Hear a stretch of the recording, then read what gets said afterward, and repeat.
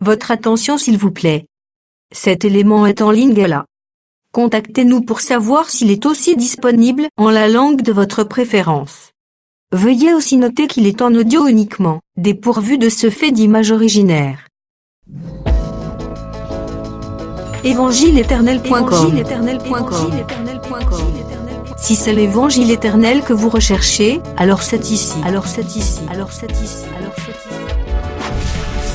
christequality.com. Les cieux sont à la portée de votre main, juste par un simple clic de la souris. La rubrique Pasteur et Pasteur.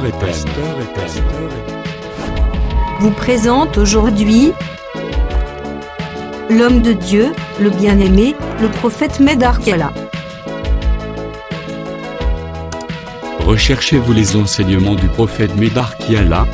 Allez sur christequality.com/medarkiala.html.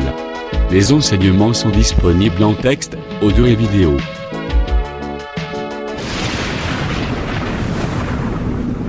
Bonne édification au nom de notre commun Seigneur et Dieu Jésus-Christ. Amen. Parce que bato ebele baza na besoin bazwa ba mateya, bato ebele baza na posa ya kozwa mateya, baza libanda ba pays, il faut tosalelaka bango ba enregistrement. Après, par la grâce de Dieu, tout ira kabango.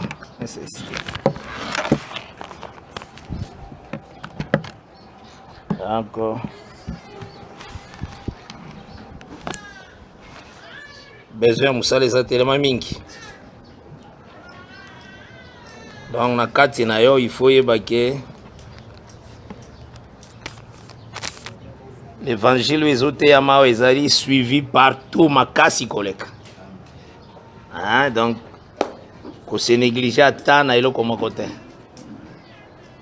Kota l'apparence te metala nde na liloba nzambe. Yango nde koyeba kotonga yo makasi koleka par la grâce de Dieu.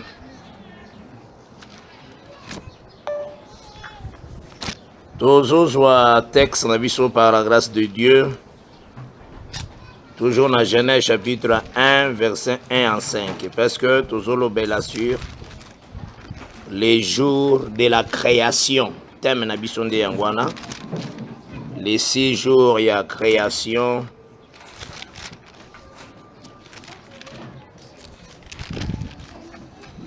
Au commencement, Dieu créa les cieux et la terre. La terre était informe et vide. Il y avait des ténèbres à la surface de l'abîme. Et l'Esprit de Dieu se mouvait au-dessus des eaux. Dieu dit que la lumière soit et la lumière fut. Dieu vit que la lumière était bonne. Et Dieu sépara la lumière d'avec les ténèbres. Dieu appela la lumière jour. Et il appela le ténèbre nuit. Ainsi, un soir et un matin, ce fut le premier jour. Que le Seigneur bénisse ces lectures. Et tous allez croire que le Seigneur n'a pas fait ce biso ce temps. Il n'a pas kamba biso par sa grâce. Et tant sotan tozoya koyoka ba histoire te, mais tozoya koyoka la parole où ils ont fait ce biso vie. Tozoya koyoka la parole à grâce. Oui, zawana poetonga notre vie. Voilà pourquoi oyoyo azali ko s'attacher na parole. Il faut mon un changement aussi na katinaye. Amona kazalaki d'abord faible pour na surmonter les péchés m'a commis fort à cause de la parole. Parce que la parole les a une force. Yangonde yaki pour na détruire les œuvres du ténèbre. Et tant aussi ezana katinayo, il faut sentir yango. Qu'ils ont la capacité à vivre d'après la parole de la vérité. Et Sengeli n'a pas comprendre que le Seigneur a de la parole pour comme parole de Dieu. Ou comme portion de la parole. C'est ça l'importance de la parole. Donc tant que la parole, il faut sentir que vie a changé. Il faut sentir en na effort na yote mais okoyoka que cette parole là etiaka inimitié na mal. Donc koyi na mabe ozoyoka ngo ezotonga mape na kati na yo. C'est ça la parole de la vérité. Et la parole a tout.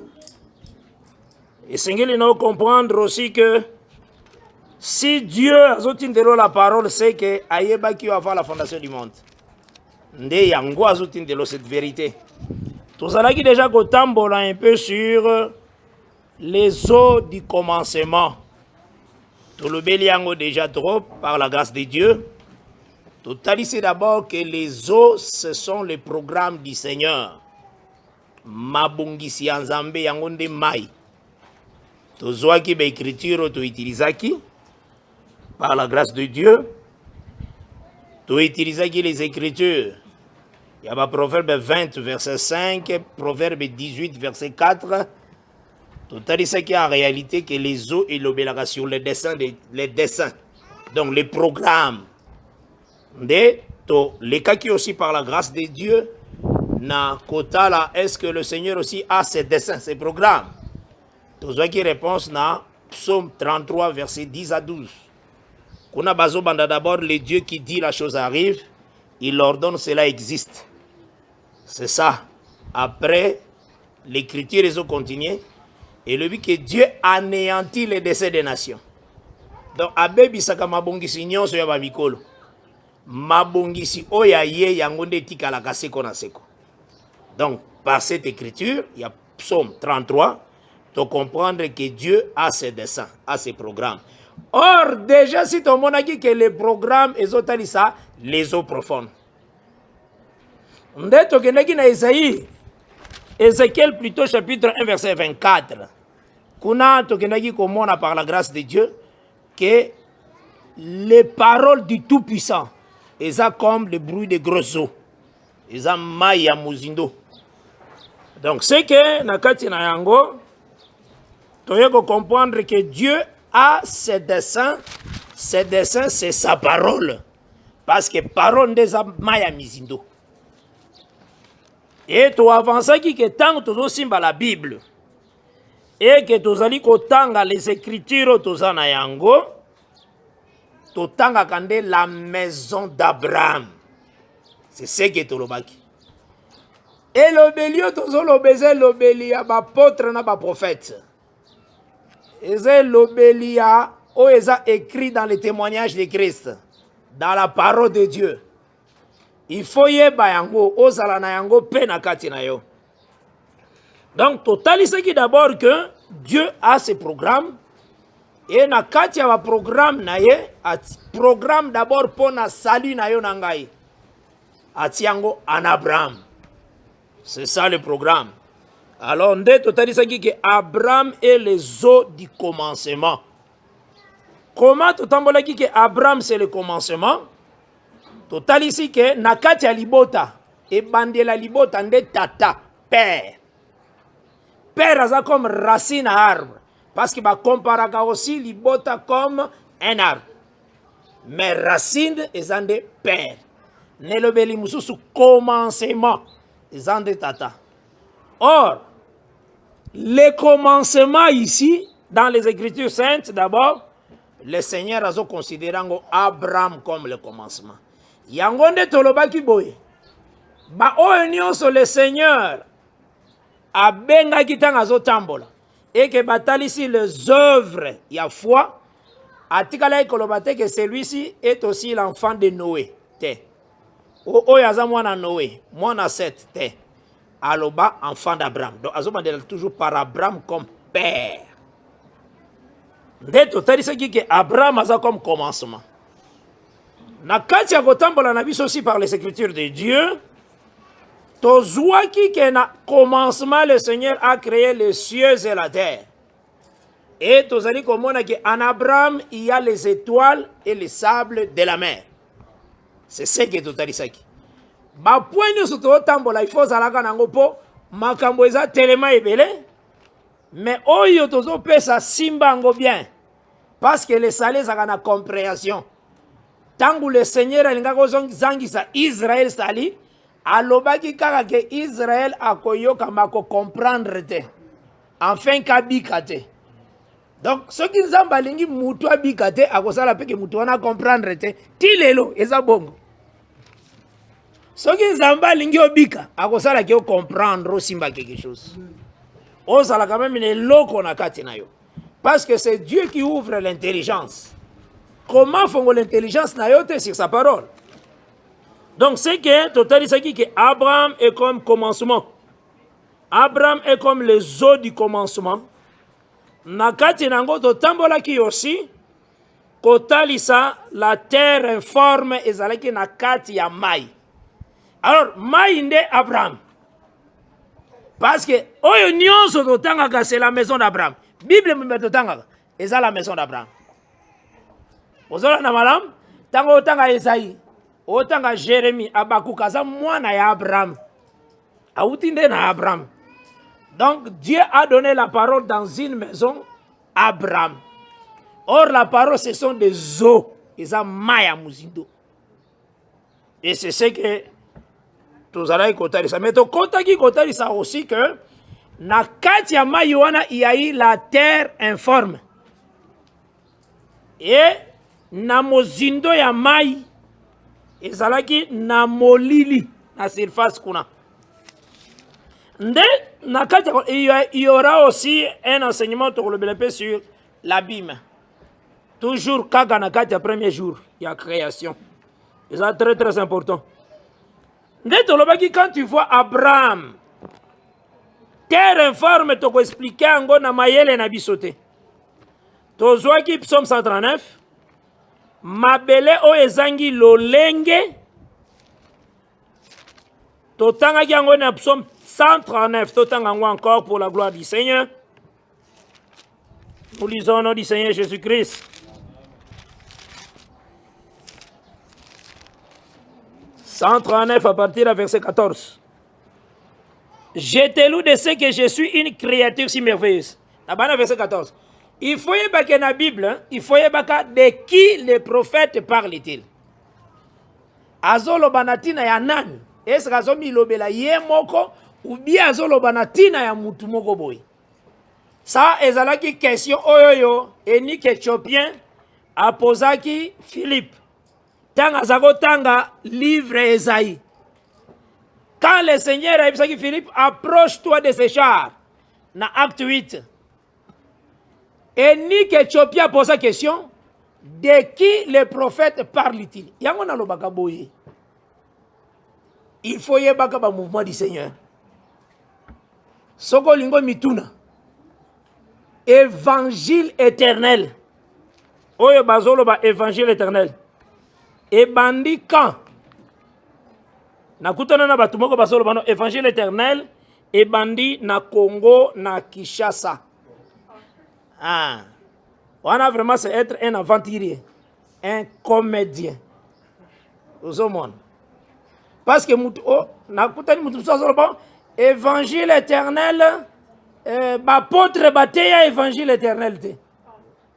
Donc comprendre que Moutazolo Bandengwana c'est que d'abord il n'est pas encore sauvé. Donc Yemokona n'a commis sauvé. Parce que le salut est dans la compréhension. Parce qu'il n'est pas encore sauvé. Voilà pourquoi il dit comme ça. Mais tala la parole de Dieu n'enge yango ezali. Moi qui suis votre frère Kiala, nakoki jamais kobota enseignement yanga mokopo. Nazana lola te nga na bongisa na ebisi bino ke na kei ko préparer bino place après na koya ko zwa bino. Jésus kaka ndalo bawana. Ce n'est que le Seigneur ndalo bawana. Voilà pourquoi tozwaka oya biso maloba to kitisi na se. Tozwaka nde oya ya Christ Jésus to tomboli. Biso tout ça vraiment pamba vraiment. Pamba na mabele kombo ezana bomoi. Ezaka kombo moko. Eza kombo ya Jésus-Christ. Kombo moko karandeza na bomoi. Maintenant, talandenge sengeli olobela quand tu es en train de parler de l'évangile éternel. Dieu, dans sa manière de parler, azalaka te na verset moko isolé. Donc eza kaka yango moko te. Na Bible verset ndenge wana ezalaka te. Parce que ba verset baza comparable aux frères. Ozona na malam verset eza neti les écailles à crocodile ou ezo demeurer inséparables. L'écriture de Dieu. Ozona na malam. Donc Esaïe a go contredire Jérémie, ils sont frères. Paul a go côté révéla jamais Jacques, ils sont frères. Là je parle des écritures de Dieu. Ils sont inséparables. Yangonde sengeli na yo o utilisé pour répondre à la question nyonso bakoki ko poser. La parole de bon réseau ebisabiso boy na Proverbe chapitre 22. Parce que c'est une question faut répondre ango ezanatina. Enfin que ozalande na makambo oyo eza écrite et non na makanisi oyo batu bazoloba. Dans Proverbe chapitre 22, verset 20 à 21, je lis au nom de Jésus-Christ. N'ai-je pas déjà pour toi mis par écrit des conseils et des réflexions pour t'enseigner des choses sûres, des paroles vraies, afin que tu répondes par des paroles vraies à celui qui t'envoie. Donc là, Totangi Proverbe 22, verset 20 à 21. Donc la parole de que le Seigneur a déjà tout mis par écrit. Tout. Pona et enseigner des choses sûres. Des choses vraies. Ce qui ont lingi, okokako comprendre bamakambo. Okokako répondre sur un point.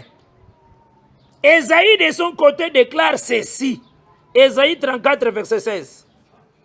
Je lis au nom de Jésus-Christ. Consultez les livres de l'Éternel et lisez. Aucun d'eux ne fera défaut. Ni l'un, ni l'autre ne manqueront. Car sa bouche l'a ordonné. C'est son esprit qui les rassemblera. Donc, ce qu'on veut comprendre des prophéties du Seigneur, on veut comprendre makambo ya bonzambe, même makambo ya mabele ya ba pays, consultez les livres de l'Éternel. C'est à l'impératif, c'est un ordre. Quand tu réponds sans consulter, tu pêches. Tant que vous répondre sur un point, avec tes raisonnements, tu es en train de pécher, ozali ko bongisa colline yo munene, pone ke okene na gêne, na moto. Mais l'ordre te dit consulte. Et c'est un impératif. Donc c'est qu'il faut comprendre la parole. Nalolenge yango ezali. Donc il faut oloba boye. Ce qui va poser yo. Nani yango yaki na parole côté ya Afrique. Mais Bible est très clair. Nangambo Afrique ezande enique éthiopien. Et c'est clair. Il y a un témoignage dans Acte 8 à recevoir la parole. Tant à mataki na ba jour de fête. Et il était engagé dans le service royal en Éthiopie. Il est retourné en Afrique. C'est ce qu'il faut y avoir. La parole de Dieu, tant que Paul azote yango, azolo banini. Azolo ba cette parole que vous avez reçue, où ils allaient produire les fruits, où ils ont des grandissants partout au monde. C'est ça le mouvement de la parole. Ils ont des grandissants. Donc, ils ont tambola. Donc, la parole de Dieu, d'abord le Seigneur. Qu'est-ce que le Seigneur a fait?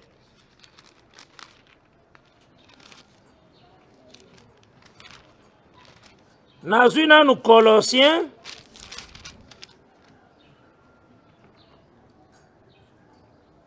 Nabana verset 4. Colossiens 1. Nabana même verset 3. Épître aux Colossiens. Chapitre 1. Chapitre 1 à partir verset 3. Je lis au nom de Jésus-Christ. Nous rendons grâce à Dieu, le Père de notre Seigneur Jésus-Christ. Et nous ne cessons de prier pour vous. Le langage que les apôtres utilisaient, le Père de notre Seigneur, c'est un langage, il y a héritage.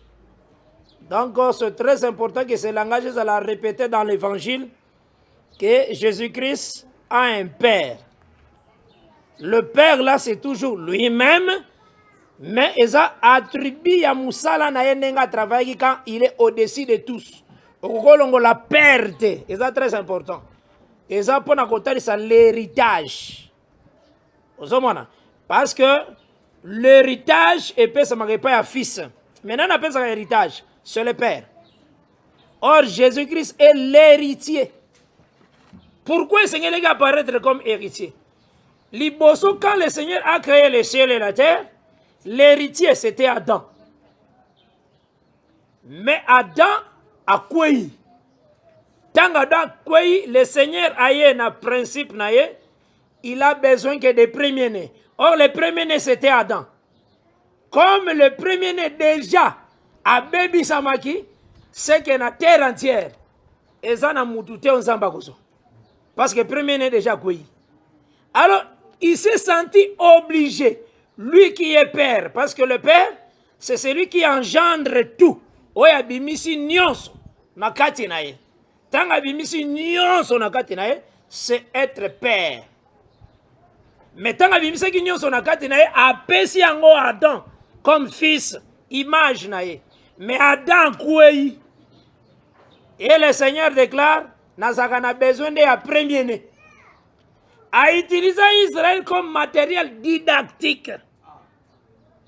Donc, oyo neti nakozwa nelobeli moko muke oyo tokokoyeba oyo neti échantillon ya likambo eza ya solo na kati nde asalela Israël. Omoni neti na bazambo ya biso pasi biso toza bata bazamba na bazambo ya biso na bamboko ya biso otie neti molangi ya mafuta libanda ezotalisa ke mafuta eza na kati na bamboka mosusu oyo ezali développé. Et bakoyiko tia présentation parfois par informatique, batie ba présentation ba article na bango. Mais biso na bamboka izakato tiaka molangi motamoni alobi mafuta eza na kati. Ozola na malam? Donc molangi wana eza neti Israël. Ozola na malam? Alors na bamboka mosusu eza développé. Bakotia parfois listing moko informatique bazoko présenter eloko nyonso okoti parfois na kati ya ba na ba information na bango nyonso wana oyo nyonso wana zotala wana zotalisa ke biloko boyeza kuna na shop tel. Donc information wana c'est ça Israël.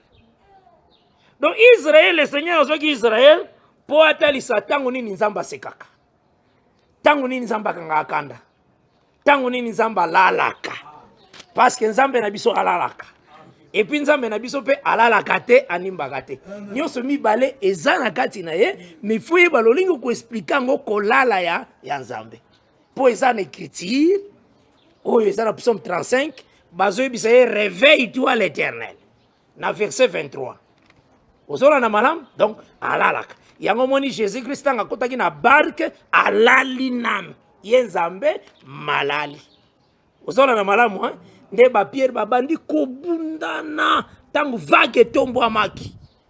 Donc nzambe wana alalaka mais il faut ko expliquer ye kolala na ye nzambe wana pe alalaka te animbaka te. Il faut pe kotalisa alalaka te animbaka te ozola na malamu. Donc maintenant, Azouaki Israël, dans Exode 4, verset 22, a commissionné comme première-né.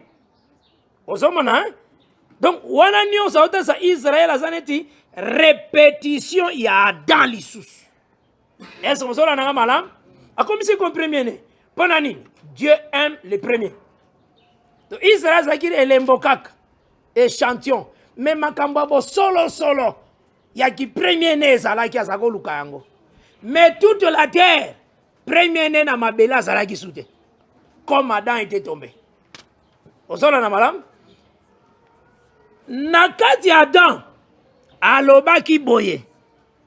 Mobali akosangana na mwasi na ye bakokoma nzoto moko pe bakoyikinisa mokili. Donc la manière où Dieu sait qu'il multiplication est pas Adam. Et zalaki mwasi ya balai na mobali babandi kobota. Maintenant batu nyonso bayaki na nzela nyonso wana. Baza premier nete. Premier ne azaka moko na nzela wana. Eza oyo nzamba pesa ki l'ordre wana ke a multiplié batu na nzela wana. C'est Adam. Et comme akoyaki, c'est que le Seigneur azangaki premier né. Maintenant azaki na souci azongisela biso héritage tobungisaki. Parce que tango Adam kwei abengani Adam, c'est que le Seigneur a botoli héritage. Et l'embo héritage ezaki jardin d'Eden. Akangiango abengani. Mais pour azongisa cet héritage, jardin d'Eden, il faut akutanana muto yaza aussi héritier. Voilà pourquoi Jésus devait venir comme fils. Voilà. Donc, Yemoko Benape a misali fils. Or, comme ça la fils, il faut ça la obéissant envers le père. Nde héritage est par Jésus. Maintenant, tant que nous devons croire na Jésus, nous sommes comme co-héritier. Il y a Christ, il y a même promesse. Donc, tozo kota na kata héritage. Donc, Christ est fils, et ça pour un héritage.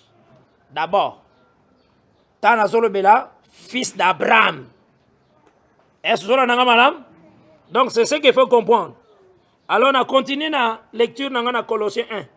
Parce que c'est la question, il y a la doctrine, mais le Père, c'est lui-même le Seigneur Jésus-Christ.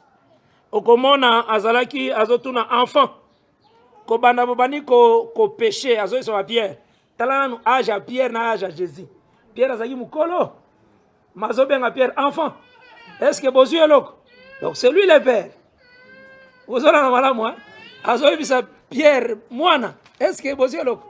Ba Pierre balobi ko banda to banda ko sala nanto zuite butu mo bato travailler. Donc c'est lui le Père. Yango moni tanga zokene Matthieu 28 c'est solo bake je ne vous laisserai point orphelin. Oyatika ka orphelin en réalité c'est le Père. Donc il est le Père. Ce qui peut dire le Père de notre Seigneur Jésus-Christ. Il faut le bas amen. Jésus-Christ a un Père. Et son Père c'est la loi, les psaumes et les prophètes. Les écritures c'est le Père de Christ. Vous aurez la madame? Donc il devait faire ce que son père a dit. C'est pourquoi Gogoté ne me l'a jamais. Moïse a goté le la jamais. Esaïe a goté le la jamais. Et Daniel. Vous aurez la madame? Bango c'est le père de Jésus-Christ. Est-ce que vous aurez la madame? Yango moni a accompli ce que son père a prescrit. C'est ça que Jean 12 et Zolo va partir au verset 49. Donc, on continue à voir. Nous rendons grâce, dans Colossiens 1, à Dieu, le Père de notre Seigneur Jésus-Christ, et nous ne cessons de prier pour vous. Ayant été informés de votre foi en Jésus-Christ et de votre amour pour tous les saints, à cause de l'espérance qui vous est réservée dans les cieux, et que la parole de la vérité, la parole de l'évangile, vous a précédemment fait connaître. Il est au milieu de vous et dans le monde entier. Ça, c'est un verset vrai. Et dans le monde entier, il porte des fruits et il s'accroît, comme c'est aussi le cas parmi vous, depuis le jour où vous avez entendu et connu la grâce de Dieu conformément à la vérité. Donc cette parole ezokende na monde entier panzani. Donc pour muto contrôler tenengi parole les otambola. Ça c'est Paul qui écrit. Ozola na malam ezokende grandissant. Ezotambola lolenge pe koti na kati na bino ezotambola par la grâce de Dieu. Mais simba malam awa. Tangu bazoloba évangile éternel. Parce que nzande wana. Nzela no sonazo kende ezande nzela wana d'abord. Comprendre que le Seigneur, tangu asali la création est là qui son témoignage. Il est venu témoigner ce qu'il est. C'est ça la création. Au bien la création ou témoignage de Dieu. Parce que Romains chapitre 1, verset 19, 20 et le dit, car ce qu'on peut connaître de Dieu est manifeste pour eux. Dieu les leur ayant fait connaître, en effet, les perfections invisibles de Dieu, sa puissance éternelle et sa divinité se voient comme à l'œil nu depuis la création du monde, quand on les considère dans ses ouvrages. Voilà. Ce qu'on peut connaître de Dieu est manifesté. Donc, ce qu'il a manifesté là, c'est son témoignage. Est-ce que vous avez la Dieu est grand, il est puissant. C'est ce qu'a sali. Maintenant, création nyonso asali simbanga awa malamu. Asali likolo na se. Asali biloko nyonso. Biloko nyonso ezomonana. Ezotalisa aussi elobele mususu. Eza biloko nyonso oyo ezali physique. Comme signe terrestre. Ozora na malamu. Ciel oyo tozomona firmament. Oyo tozomona likolo. Na mabele. Yango nyonso eza considéré comme aussi mabele. Nalingi comprendre nga bien. Mais eza elembo ezolobela na makambo ya likolo. Ozola na malam na cielo tozomona oyo. Balobi nzamba fandaka likolo kokanisa teke likolo oyo. Likolo oyo eza kaka elembo po etalisa likolo ya bonzambe. Ozola na malam c'est que likolo na se nyonso biloko nyonso esalemi eza terre. Yango nde le Seigneur azoloba le ciel et la terre passeront. Est-ce que aussi madame? Ah, ne lobeli musu azobenga ngo chose ébranlable. Donc eza biloko a koningisa. Pourquoi nalobi ndengwana? Nalobi ndengwana pona yo o saisir la parole de Dieu que le Seigneur a la kaki na Agé chapitre 2. Vraiment nasengaka yo kaka. Komi tungisaka te. Pesaka litoyi ozolanda. Il y a un grand enseignant, le Saint-Esprit. Biso toyebi kote te surtout kia la zaka zoba. Naza ta mayele te. Mayele nde écriture de Dieu. Ozoma. Donc landa kaka le vrai enseignant est là. Ako enseigner yo très bien. Ako aider yo malamu koleka. Omoni tangu a sakoli na Agé 2, Agé chapitre 2. Tala, Agé 2, à partir du verset 6.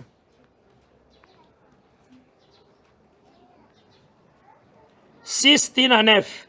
Je lis au nom de Jésus-Christ. Car ainsi parle l'Éternel des armées. Encore un peu de temps. Et j'ébranlerai les cieux et la terre, la mer et les secs. J'ébranlerai toutes les nations. Simbanga malamu. Donc, c'est que tant le Seigneur a ébranlé les cieux et la terre. azwaka sur la terre comme les choses ébranlables biloko ekoleka ozola nanga malamu maintenant alobi akoébranler les nations. Donc nation aussi babikolo bapuissante nation baza aussi baroyauté oyo ekoleka kibokonzi oyo ekoleka. Donc bokonzi ya mabele ekotikalaka seko te ekoleka ekozala ébranlé.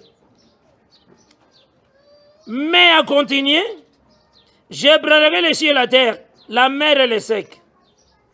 J'ébranlerai toutes les nations. Les trésors de toutes les nations viendront. Et je remplirai de gloire cette maison. Donc, tant qu'on ningisa ba nation, maintenant, bomengo ezaka na kati na bango. Ekozonga epana ye. Ozolanda. Nde yango alobaki, l'argent est à moi et l'or est à moi, dit l'Éternel des armées. En réalité, frère, tant azoloba l'argent est à moi, l'or est à moi, azoloba dollar te. Naïti soubo comprendre. Dès qu'on a izamba alobaki l'argent est à moi, l'or est à moi, azoloba dollar te. Il faut l'anda bien ndenga zobanda. Azoloba ke akoningisa ba nation nyonso. Soka bouger ba nation nyonso. Maintenant ba nation nyonso ya kobibisa ba trésor na yango. O ezana ba nation wana. Trésor wani nde argent nde or. Ekoya na ndaku na ye.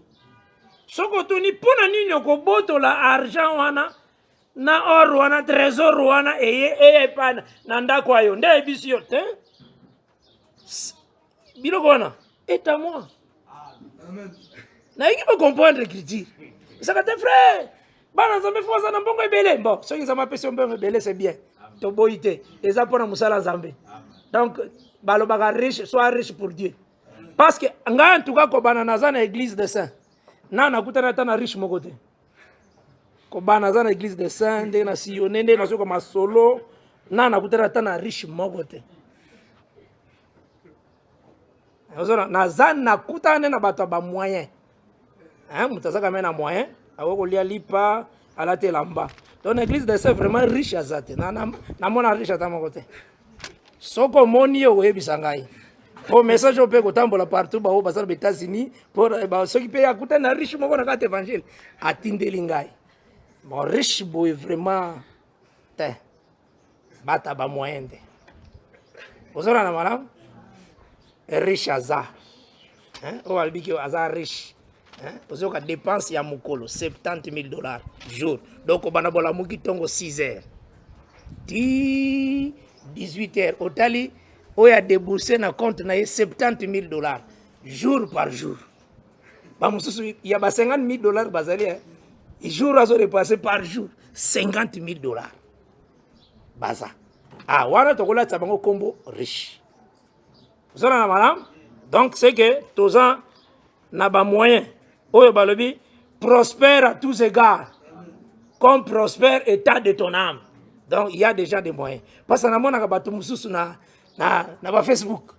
Au moins ceux qui a zui jupe amikangisi photo na Facebook. Soka zui sapata suka ya sika. Frère, azu sapata sika. Amikangisi photo na Facebook. Atomboli moi sapato. Donc jusque là so comprendre pourquoi il est frère. Donc azana na souffrance na kati na ye pour comprendre d'abord que je suis frère. Cela veut dire quoi? Donc azana non a difficulté. Azui moi chemise sika moi elamba sika yo na Facebook. Attends si veste na Facebook. Donc il a d'abord la difficulté de comprendre je suis frère.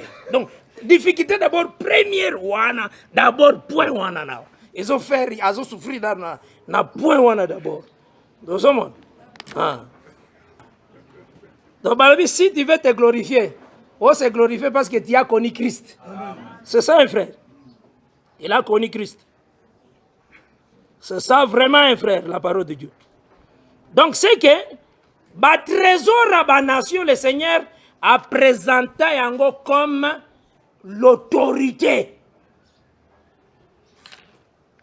A présenté yango comme l'autorité. Omoni, ba nation, gloire na bango bazana yango. Yozali kolora nyonso. Yonde. Nyonso wana. Nzamba zolo ba Isaya ye. Osuko pas trésor wana Isaya wana. Ah, ozola na malamu hein. Est-ce que vous simanga bien? Il faut comprendre bien. Au saisir. Omoni mutu na ba nation. Asali programme ala bike na. Batwana na kolom kola bango vi. Akangi pe bino. Ayebisi bino tala. Nga soki na lobi otikala na samui. Oko tikala. Omoni maloba nyonso wana. C'est tout un trésor. Et ça pouvoir mobimba. Mais Nzamba zoloba, c'est à moi. C'est lui qui a le pouvoir de la mort et de la vie. Mais ça se trouve vers les nations. Ozola na madame. Mais gloire nyonso wana eza vers les nations. Oyo moni batu bakomi ko adorer baninga batu. Cette heure-là, c'est à Dieu. Cette adoration-là, cette divinité-là, et ça pour nous Nzambe. C'est ce qu'il dit là. Nazotali sa réalité. Il ébranlera les nations. Afin que trésor lions, l'or, l'argent nation est monté. Veut dire l'adoration éthique et panaye. C'est ce qu'il dit ici. Mais à Sala qui angondengini. Ciel la terre. Et talisaka aussi, Moussala moko oya pesa ki Moïse naron. Et talisaka pe ciel la terre. Ozola nanga madame. Yango nazolo baki likolo pese et talisaka aussi terre. Et talisaka aussi chose ébranlable. Et loko yo bakoki koningisa pueleka. Le Seigneur, likambo yo akokisi yango d'abord premièrement na croix. Parce que le service qu'a fait ça qui Moïse, service nous a fait ça qui Moïse nakati naron, et ça aussi chose ébranlable. Et loko Nzambe a koningisa. Donc ça aussi loko la loko ya mabele. Ozola na malam. Maintenant na kati nango, le Seigneur a fait ça qui la parole. Est-ce que vous avez la madame? Appelle ça qui la parole en Israël. La parole appelle ça qui en Israël. Cette parole a dit ça qui bango par rapport à des choses ébranlables, mais elle a qui insigne la chose inébranlable. Donc na kolobani. Maloba o ya appelle ça qui Israël. Et ça la qui nini? Soki otosi parole te Zambe etumba kopesa yo ako efase yo nde na se na moi. Eza te ke mutu atosi parole te ake enfer. Na l'air ya ba Moïse na ba Eli te eza nde ngwana te. Il faut la na malamu ndenge na zoloba. Apesa ki bango promesse ya mabele. Donc Cana, chose terrestre. Awa nyonso nazoke nana ko expliquer évangile kaka. Nengo zo mwana ngaboy. Donc nazoke nana ko expliquer évangile. Bozola na madame, nazo expliquer kaka la parole. Nde na bandela ki yo d'abord création nyonso, c'est le témoignage de Dieu. Bozola na madame, ndenga créer. Maintenant, Azu aussi, aïe qu'on répétait création na Sinaï. Apesi parole. Tant apesi parole na Sinaï, le Seigneur yé mokonde a komaki parole wana na table de pierre. Ezaye. Abengi yango mena témoignage. Bosimba kanga malam. Tant bazu yango parole, batie na kati arche, babengi yango arche de témoignage. Donc, il y a une création. Et sa création. Mais la création, Moussou, le Seigneur a présenté na Sinaï comme alliance. Comme Boyokani. Donc yango pesa témoignage. Est-ce que aussi madame nana comprendre ta tombo la musapi? Hein? Témoignage litatoli. Mutazo talisa nini asa? Lo lenge mokope alobeli ke parolo bati na hash. Nde yango témoignage na ngai. Donc azo talisa ce qu'il est. Ozola na madame. Donc cette parole appelle ce qui est Israël. Et ça dit comme un témoignage. Et ça dit kolobana tina na ye. Mais comment tambolaki na Israël? Appelle ça qui Abraham une terre. Ma belle boy. Kana. Nde atiaki loi. Alobi. Soki Israël atamboli na botosi. Ako umela na mabele. Mabele vraiment mabele na yo zala proche orient. Osona na malam. C'est ça l'enseignement que bazaki nango. Ako umela na mabele. Mais souka zoto sate. Le Seigneur a kozwaye a komemaye na boumbu. Et ça qui enseignement bazalaki na. Souka tosi a bateli parole. Tina souka finaye. Et lo koni na kozwa. A kozwa sépulcre parmi ses pères. Donc enterrement kozwa cimetière ça qui promesse ya parole bazaki na. Cimetière. Okomona mutazo tout ça makasa na Israël. Otuni ozoto sa panini. Pona ça na cimetière. Ozomo na Israël ndeke zalaki ozoto sa panini. Na ça na cimetière quand même. Oui, c'était vrai. Ce qui bazo to sa te le Seigneur a kozangi c'est la bango sépulcre. C'était ça. Ce qui bazo to sa te le Seigneur a koboma bango sous les cieux. Deutéronome 29. Pour il faut teyaka la parole non lokola ba groupe de prière. Bato bazana souffrance écriture. En tout cas, quand on a un groupe de prière, d'abord c'est un péché. Donc, péché. T'as mal vu, tika lisum. Et nous allons pas bima bisika nous sommes maté ezamabi. Tika lisum. Ozona na malam. Ndena lobaka ke oza motei. Omisali motei mwana mwasi ozote. Botika balien. Ozo comprendre que premier lien zande yo mwasi ona zote. Na église yo zote wana. Lien liboso. Nde yo. Pour la parole et le biti que na yo mwasi ote.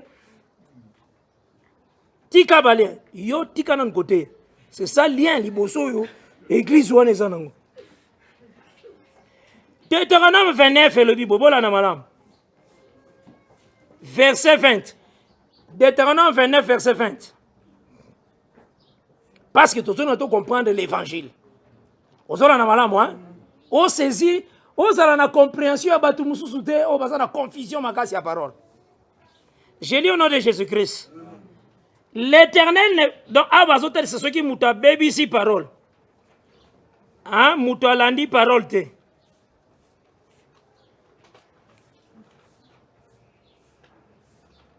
Hein, sur le verset 16 à 19, azota isalolenge oyo yo soki yo o respecté parole te. Azolo bana Israël comme nego salima. Verset 20 maintenant. L'Éternel ne voudra point lui pardonner. Mais alors la colère et la jalousie de l'Éternel s'enflammeront contre cet homme. Toutes les malédictions écrites dans ces livres repèseront sur lui. Et l'Éternel effacera son nom de dessous les cieux. Ozomona, soko lingolo bango na lingala, zamba ko effacer kombo na ye na se na makolo. Donc a effacer kombo na se, likolo te na se na mabele. Est-ce que cela n'a madame? Donc cela veut dire ba effacer kombo nde na terre oyo zambe apesa ki Abraham. Terre wana c'est comme un livre. Ozona na malamu hein? Terre on zambe apesa ki Abraham, c'est comme un livre. Par rapport à la terre nyonso, yango nde c'est comme livre de vie. Terre wana.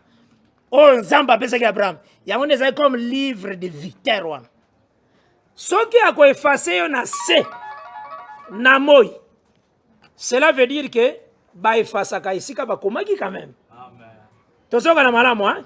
c'est que awa nzambe azako koma batonde na se tosoka na malamu azwi yo mutu neti azwi Aaron akomi ye na se tosoka na donc akomi ye na se azwi Moïse akomi ye na se azwi Samuel akomi ye azako commandé bato d'abord na se par rapport ya terre wana c'est cette terre là là natangi Deutéronome 29 verset 20 bozola na malam alors soki osali mabe le Seigneur akoefface yo nde na se donc soki neti otosi bokotikala longtemps na pays okovivre vraiment tant mingi âge ezalaki promesse okovivre tant mingi mais na temps oyo soki nzambe asepeli yo vivre tant mingi kaka ye soki asepeli badécapite yo kaka ye ozona na malamu na temps oyo mais wana na lere wana kovivre tant molai boye ti na mabele oyo kana terre promise nyonso wana ezalaki une promesse. C'est ça ozwi Noé ateyaki vie éternelle te Noé ateyaki parce que c'est un prédicateur de la justice et pas Pierre l'appelle prédicateur, ce qu'il a prêché appelé ses prêchés. Ceux qu'il a connus, il les a Romains 8, il les a aussi appelés ses prêchés, il les a justifiés. Mais Noé a appelé ceux qui prêchaient à prédicateur de la justice. Donc, l'ité à Noé Zanin, le Seigneur a détruire Mokilo yo, kotande na arche. C'est ça l'ité à Noé. Ozola na malam, c'est ce que Noé a prêché. Arche, kota na arche. Donc, tant au côté de l'arche, obikinde na tande wana. Après wana viens continuer na mabele. Moïse après ateyaki, l'Éternel nous a dit que toya kobimisa ce peuple à l'Égypte, tokende ko adorer na désert. C'est ça la prédication de Moïse. L'adoration. Quitter l'Égypte et marcher dans le désert. C'est ça la prédication de Moïse. Ozola na malam, tous les prophètes prêchaki pour la kolobeke kangama na loi na parole oko vivre longtemps sur la terre oko zala une autorité sur les nations somo na ba philistins ba pays musus oko zala pouvoir likolo na ba kangama ba prophète na bateki ke soki okangami na parole te le Seigneur akoboma yo de dessous les cieux akotinda une nation akoya comme un fleuve ayeko inonde yo. C'était leur prédication. Bateki aussi que au Kozanga sépulcre. Naba Jérémie 8, au Tamboli, il y a des écritures rebelles. Au Zola na malamu, hein? Donc Israël baki que ceux qui na zangi parole coupe à consolation ko salate. Donc coupe à consolation kako baso benganeti kolia na sima matanga ko se consoler, hein? To ebembene des alaki to fandi to se consoler vraiment na sima kokunda. Bazako bengango coupe à consolation à Jérémie 16. C'était parmi les promesses. On doit rompre les pains après le deuil. Wana d'abord na na bango ezaki vraiment pain boy. Pain. Ozola na malamu, hein? C'était des promesses qu'ils avaient. Yango, donc leur prédication, ezalaki prédication terrestre. C'était le temps où la mort dominait. Bozola na malamu, hein? Maintenant, tant que Jésus ayende pour présenter Cana céleste. Ayende pour présenter repos céleste. Et ce repos céleste, c'est lui-même. Yemoko ndaza comme les livres. Yemoko. Donc, aye. Maintenant, abandi côté. Jean 8. Oyo vraiment ils ont ko la bande ko belé problème oyo. Évangile éternel.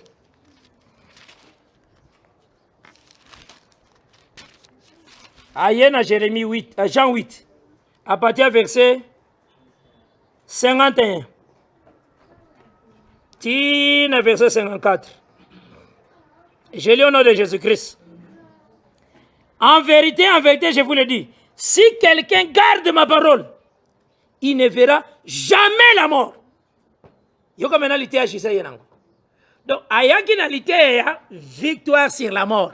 Parce que nous avons fait comprendre l'évangile éternel. Parce que jusque là, on a dit, évangile éternel, frère. Apocalypse 4, verset 6, 7. Évangile éternel. Bon, moi, donc, il y a ainsi que évangile éternel, et ça sont commis E, G, E, V, A, N, J, G, I, L, E, T, E, R, N, E, évangile éternel. Na Apocalypse 14. C'est un beau moine. C'est être trop enfant. Vous avez madame? La prédication des prophètes. Maintenant, quand Christ apparaît,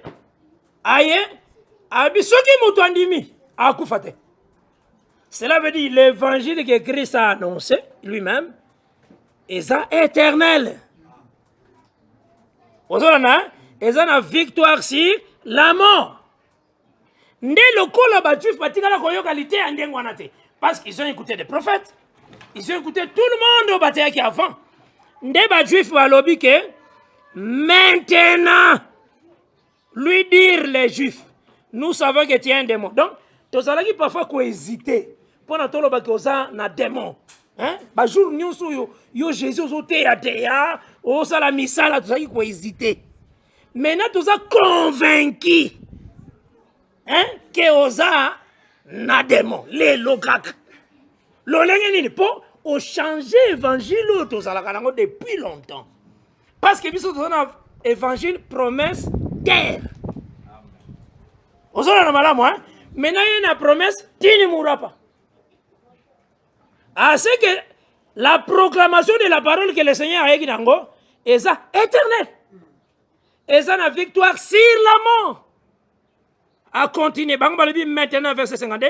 Maintenant, lui dire les Juifs, nous savons que tu es tu es un démon. Tu es un démon. Abraham est mort. Les prophètes aussi. Et tu dis, si quelqu'un garde ma parole, il ne verra jamais la mort. Es-tu plus grand que notre père Abraham, qui est mort? Les prophètes aussi sont morts. Qui prétend-il être? Vous comprenez? Donc, la prédication, nous sommes les gars, promesse dans terre. Donc, la parole qui est bâtie ici, en réalité, c'est quoi annoncer l'évangile et quoi. Il y a un Romains chapitre 1, le Bible.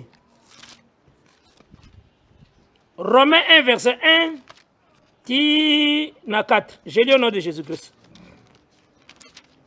Paul, serviteur de Jésus-Christ, Romains 1, verset 1, appelé à être apôtre et mis à part pour annoncer l'évangile de Dieu.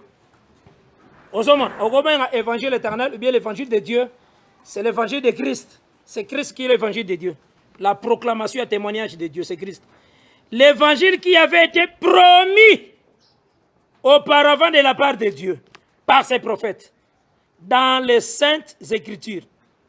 Il concerne son fils, né de la postérité de David, selon la chair, déclaré fils de Dieu avec puissance, selon l'esprit avec sainteté, par sa résurrection d'entre les morts, Jésus-Christ notre Seigneur. Ozona madame, bazolo bake, ba prophète nyos, balobaki et c'est un évangile moko ekoya. Ils ont annoncé la venue de l'évangile. Mais eux aussi prêché. Mais les prédications, ça va par rapport à Biloko terre. Mais Biloko terre, bazo pe sawana annonce l'arrivée de l'évangile. Pour vous comprendre un peu l'évangile. Maintenant, Christ de Jésus-Christ, c'est lui qui est l'évangile éternel. C'est lui qui est l'évangile de Dieu. L'évangile du salut, l'évangile de la grâce. C'est Jésus-Christ. Et c'est l'apôtre Paul bataille évangile éternel. Pour il y a un monde qui a 14. C'est ça souffrance, frère. À souffrir pour mon on a 14. Et ça le kola batu baluka Caïn. Azoluka Caïn. Azoluka C-A-I-N. C-A-I-N. C-A-I-N. Kobanda leki Genèse. Aleki Exode. Lévitique. Azomona Caïn te. Aleki Nombre. Deutéronome. Azomona Caïn te. Akomi Josué. Azomona Caïn te. Ake na ba juge. Azomona Caïn te. Na ba Samuel. Ake na ba roi. Ba chronique. Azomona Caïn kakate. Azoluka C-A-I-N. Maintenant, tanga komi na 1 Jean 3. Nde amoni Caïn. Ozoma. Masale kaki Caïn na ba forme ebele. Ponani azoluka C-A-I-N. Na concordance na ye na iPad. Donc nde azoluka C-A-I-N. C-A-I-N. Caïn. Caïn. Mazo koka komona ngote. Maleki Caïn na ba nombre. Na ba Exode. Na ba Lévitique. Aleki ba place ebele. Vraiment, les gens basent vraiment la souffrance macasse. 2 Timothée chapitre 1.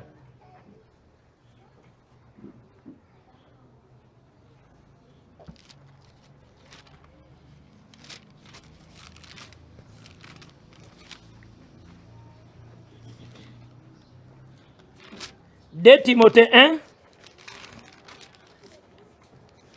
L'écriture est sur le bas, vous voyez? Nabana verset 8. Dans Kérétine verset 11. On a zotali ça que la saine doctrine, c'est l'évangile éternel. Parce que les gens ne comprennent pas. Quand on dit l'évangile éternel, on proclame adore Dieu, crains Dieu, OPC gloire. A ezotali ça yo lo lenge sengeli o élever la parole. C'est ça l'évangile. Les autres, ils sont victoire sur la mort. N'ayez donc point honte de témoignage à rendre, du témoignage à rendre à notre Seigneur, ni de moi son prisonnier, mais souffre avec moi pour l'évangile, par la puissance de Dieu, qui nous a sauvés et nous a adressé une sainte vocation, non à cause de nos œuvres, mais selon son propre dessein et selon la grâce qui nous a été donnée en Jésus-Christ avant le temps éternel et qui a été manifestée maintenant par la venue de notre Sauveur Jésus-Christ qui a réduit la mort à l'impuissance. Voilà. Jésus-Christ, c'est lui l'évangile. Jésus a réduit la mort à l'impuissance et a mis en évidence la vie et l'immortalité par l'évangile. Donc cela veut dire, tant que Jésus a longi la mort, a louki a lebi elongo na kotiango wapi? Est-ce que na tiango na Carrefour? Na tiango na kota Tinel? Victoire ango na tiango kota Kasapa? Victoire wana tiango wapi? Adresse à Dieu, victoire sur la mort, c'est dans l'évangile. C'est ça la parole de Solo. Quand il a vaincu, à vaincre la mort, il a pris cette victoire. Il a mis ça dans l'évangile. C'est ça l'évangile éternel. C'est ça la parole au Ezalina, suprématie sur la mort. Et cet évangile, okoye bango comment? Exact, c'est comme tu as dit, évangile éternel. Ndebo, comme évangile éternel. Non, pas ça. Biso église des saints. Non, comme église des saints. Église des saints, c'est l'état, la façon d'être. C'est ça l'église des saints. Et ça combote, ça slogan. Vous avez madame? Ah. Évangile éternel, évangile éternel, évangile éternel. Et communauté, ria. Oye. Ce n'est pas ça.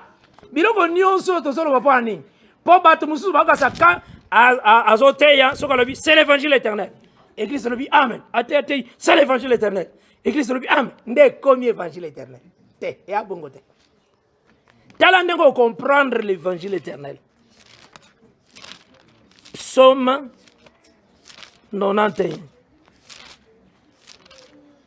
Kutanaka na mutu alobi ke biso toza bateya évangile éternel afongolelo monoko oyoka koteya évangile éternel akobanda oyebi biso soki ozwi 500 okwesi 2-0 etikali 5 soki ozwi 318 otie ba plus ekobi 12 wana ye moko alobi c'est ça l'évangile éternel akasi ekomi évangile éternel. Psaume 90. Psaume 91. Yoga n'engo comprendre l'évangile cause un évangile à solo. Donc c'est que et le biboy verset 11. Car il ordonnera à ses anges. Dans un psaume 91, bateau baza plus évolué balobaka 91. Biso tozana nuka na 91. Verset 11. Car il ordonnera à ses anges de te garder dans toutes tes voies. Ils te porteront sur les mains, de peur que ton pied ne heurte contre une pierre. Ozomona, donc, balobi, a coordonné na ba ange, ba transporter yo, ba garder yo, na banzela na yo nyonso, na tinete o tutana atana libanga mon côté. Parole, bazakolo ba tina Jésus. Donc Jésus ndenga yaki wana, engalo banini. Donc soko landiango ndenge ça écrit. Donc engalo bake Jésus tanga zako tambola pona otasa ke wana ezaye soka monika libanga atomboli okolabo yo tutana. So moni libanga atomboli okolabo yo tutana. Parce le bine wana ko tutana libanga tamoko te. Donc ange ko banoza soka so tambola monika libanga ba atomboli le colonel pour tutana te. Ozora na malam? Ah. Mais en réalité bazolo balibanga oeza comme la parole, les enseignements, les écritures. Maintenant, Christ et Jésus, asa accomplissement de ces écritures, ako RTT, na libanga tamoko donc, ako bebi sa verset. C'est ça l'évangile. Donc l'évangile, en réalité, eko sala ke eko tutana tana libanga mokote. C'est ce qu'on appelle l'évangile. Donc, on voyait que aux un évangile, il y a solo karatan solo ba évangile éternel, na côté évangile éternel. Tangu ba enseignement na zana yango. Ba prophète bazo bambango mabanga te. Ozomon. Ozuneti mutu azana église. Oyoyo ezo bazo yipse Yesu ozanzambe te. Liloba wana déjà ezo tout anana libanga moko. Oyo eza na Esaïe 9 verset 5. Esaïe 9 5 ndenge lobi ke quand un enfant nous est né, un fils nous est donné, la souveraineté se reposer sur son épaule. On l'appellera Dieu puissant. Ozomona libanga wana Matthieu ezotema azanzambe te. Yesu azanzambe te azaka mwana nzambe. Yebaka ke bazo tutana quelque part. Donc Matthieu anyonso wana ekobikisa te. Po ezo tutana. Au côté dans une église, ok, komona bato bafandeli na lolenge ya ba encensoir. On benga gogu hein. Encensoir milinga balatina ba roba milai. Balatina bazokota malembe wa. Na ba roba milai bango nyonso wana. Baosala misala wana. Olandi évangile aujourd'hui. Otali ezo hérité à la pierre. Ozola na malam parce que notre vrai tenue sacerdotale c'est la parole, l'enseignement. Et l'encensoir aujourd'hui c'est l'intercession. Ozola na malam. Ah, okoti otali Église lolenge yango ezali kote ya makambo ya Nzambe. Bazo déclarer balobi ke moto esikisa ba démon. Écriture ezate na lité andengwana. Tout ça est contre l'évangile. Donc c'est comme ça que tu as l'évangile d'abord éternel. La pire parole. Quand l'enseignement ils ont annoncé, la parole ils ont annoncé, ils ont contredire enseignement. Ils ont pas point. Télémébélé. Ozola na malam. Tant bazolia anio le Seigneur le baki bokotika anio te titongo. Il faut voler en entier.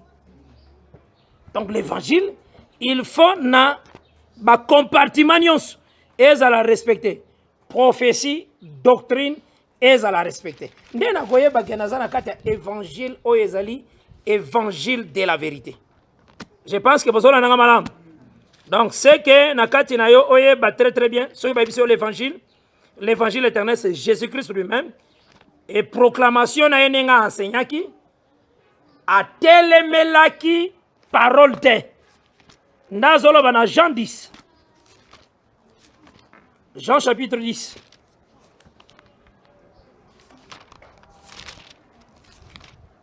Na lekeli boy pona sentir que na lekela boy. Na respecta ceux qui mu pepezo me mangande boy. Jean 10, l'écriture est boy. À partir il y a verset 32. Nabani même na verset 30. J'ai lu au nom de Jésus-Christ. Moi et le Père, nous sommes un. Alors les Juifs prirent de nouveau des pierres pour les lapider. Aux hommes, on a un mouvement, hein? Donc, pour nous nini ba abebisi nde écriture nde eboti libanga bozola na malamu hein pour na bango. Alors Jésus leur dit dans verset 32, je vous ai fait voir plusieurs bonnes œuvres venant de mon Père, pour laquelle me lapidez-vous. Voilà. Est-ce que na malamu hein? Na lolenge azalaki kosala musala soki eloko asali etelemi l'écriture kotelemi lezoki etelemi l'écriture wana ekobimisa yini Pierre faut balapide. Ozo comprendre mouvement parole. Est-ce que bosi mama lambe na soloba parce que nazo expliquer psaume 91 évangile nyonso parce que évangile ezakande moko l'évangile isali eza moko eza mibalete ezakaka moko. Et cet évangile, c'est la parole au ezali kote le mela ba prophète et les apôtres. Et zotambola conformément avec les écrits des prophètes et des apôtres. Et c'est ce que le Seigneur nous comprend. Au simba malam. Ce qu'on suit cette bonne parole, au kangami nango, c'est fini. Aux yeux ouverture à vie. C'est comme tozo lobela sur Genèse 1 ici quand tozali. Quelques minutes après te clôturer. C'est comme tozo tali saboye. Soko koti na ba doctrine musus. Tanga zo tanga. Mai atikali kaka mai. Donc komana ba kota na doctrine wan. Bae baga ake mai. Molimo anazambe za kote palikola mai. Osomona batikali na weza physique. Mais Dieu, tant azalaki koloba biloko nyonso wana, azalaki toujours na une pensée spirituelle oyo azalaki kobomba. C'est ce que yango nde tozotalisa. Donc la pensée cachée dans l'écriture. Et cette pensée tango ezobima, etelemela ba écriture mususu te. C'est ça l'évangile. Osomona, yango moni tango tozolobela les eaux comme Abraham, totalisi clairement que oui, les eaux veut dire le programme. To sillonner. Et puis, to tamboli aussi clairement par la grâce de Dieu. Kotali c'est que les programmes, les dessins, ce sont des eaux profondes. Donc, c'est que moni, tant to tamboli élément wana, et telemeli parole te. C'est ça qu'il faut comprendre. De la même manière aussi, na kati ya koloba na bonzambe, la terre et soukeli kakate terre comme Moïse, comme Lévi. Terre. Il y a terre, terre, terre dans les Écritures. Mais le Seigneur n'a pas tiré toujours dans la verset 1. N'a pas tiré la terre. Et ils ont la terre aussi comme terre au tambol. Effectivement, ils ont terre au côté. C'est une terre, ils ont ma belle. Tout ça, ma belle. Mais tout ça, ma belle, tout ça, ils ont peu na molili na yango. Je pense que tu vas saisir ma langue.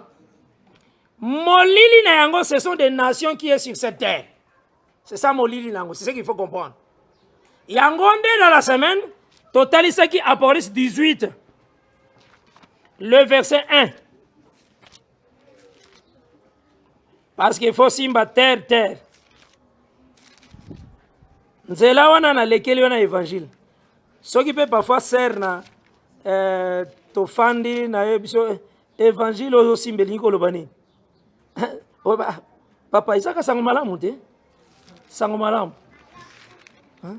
Mais il faut y parole. On comprendre. Sango malamu ya mwana nzambe sango malamu. Yeba ki sango malamu eza ndenge nini. C'est ce que nous voulons. Bozola na malamu? C'est ce que tozolinga. Oyeba yango. Nde yango totamboli ndengona oyeba ke okomona bato ozwi Saoul akufaka idolâtre makozala sauvé. Saoul agenda gobelela baluka babimisele Samuel. Ozwi Salomon akufa na bondumba ya mabe na basi ebele pe na idolâtrie makozala sauvé. Elingo oloba teke lelo so okufi na bondumba okozala sauvé te. Yo te lelo so okufi na bondumba okomona nzambe te. Eza différent. Bango promesse na bango ezaki terrestre. Yango moni Pierre, tanga moni bateau bazanga yi kokota arche. Lokola déjà Moïse tanga komaki alobaki, ce sont les fils de Dieu nde bazalaki emporté na séduction. Ba fils de Dieu bazanga yi kokota arche. Pierre alobi ke bakozala sauver ata bakota ki arche te. Ozola na malam? Nda alobi que Jésus-Christ a koufi dans la chair. Quant à l'esprit, akendaki côté ya bango. Bato barataki koto sa prédication ya Noé. Baza sauvé. Poni, pité esaika kokota arche. Est-ce que c'est vie éternelle? Pour pas sa vie éternelle? Non. Yango Pierre atei na 1 Pierre 3. Alobi Yesu akufane na nzoto. Na molimo akenda ko rapidité bato barataki arche. Rapidement bango. Polité ezaki na ngo arche, ezaki vie éternelle. Yamoni biso pe tote akaneti frère Pierre apiteaki. Voilà. On est dans 1 Pierre 3 au verset 18. La prédication de bango ezaki par rapport à physique, chose physique. Mais ouais ça c'est quoi ça par rapport à l'évangile est éternel. Tika na so ka temps mingi parce que si on a calculé temps na te ya kamé lundi ce qui na ye à peu près 1h30 aux Angaki. Mercredi, à peu près 2h, bien 1h30 aux Angaki. Donc ça déjà 3h30 aux Angaki la semaine. Vendredi, 1h30 aux Angaki. Donc, à peu près ce qui n'a pas mon thème malam. Il faut aider yo au se rattraper 5 heures au perdraki. 5 heures. Au bungisi la semaine mobimba. Un bon père a facilité aux zouango. Vous avez et ça malamuti. Et ça très bien. Parce que au cause ba vie de ma ebele ceux qui te ont avancé kakaboye sans cause ou vraiment la parole et cause na malamuti. Ndé to zotali sake ezana terre appelé terre boye. Il y a le ténèbre, cette terre, ce sont des puissantes nations. Simbandembongo, des puissantes nations.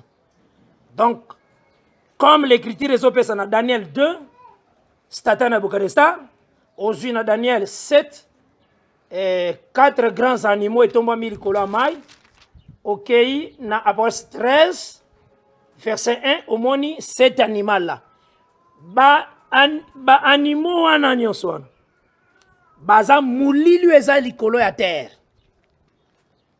Est-ce que bosi manga malamu royauté des hommes. Mais le Seigneur a un programme ya ko bengana aussi mulili wana.